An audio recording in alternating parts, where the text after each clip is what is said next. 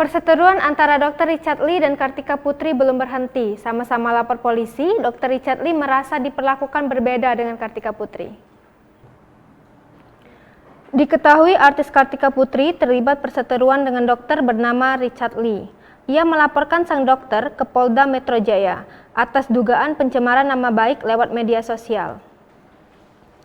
Dilansir tribunnews.com, lantas kuasa hukum Richard Lee, Razman Arif Nasution, memberikan kabar terbaru perihal kasus ini. Kuasa hukum Richard Lee menduga dalam kasus ini Kartika Putri mendapat bantuan dari orang lain. Dalam artian, ada pihak lain yang ikut campur di masalah kliennya dengan sang artis. Dugaan ini, menurut Razman, memberikan dampak pada keinginan Richard Lee untuk berdamai. Kini, berkas perkara Dr. Richard Lee terkait kasus dugaan akses ilegal dan penghilangan barang bukti sudah dilimpahkan ke kejaksaan. Tetapi, berkas itu ternyata belum lengkap.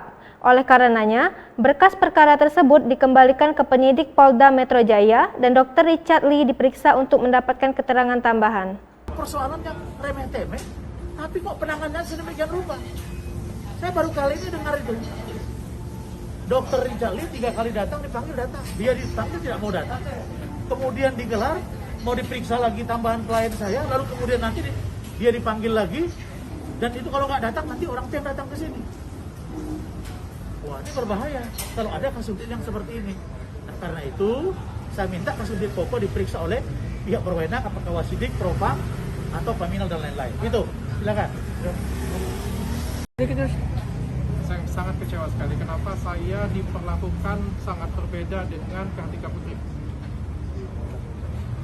Kita semua tahu, semua orang tahu, kalian juga tahu bahwa Kartika Putri duluan yang menyinggung saya di YouTube beliau bahwa mengatakan saya tidak kompeten, saya mencampurkan, saya administrasi rumah sakit.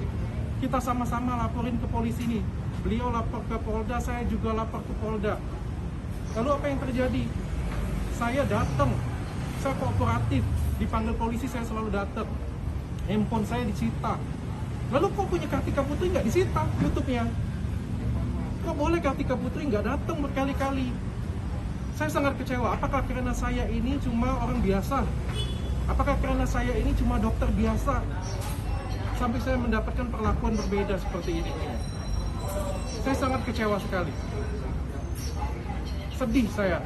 Kenapa? Saya berharap dia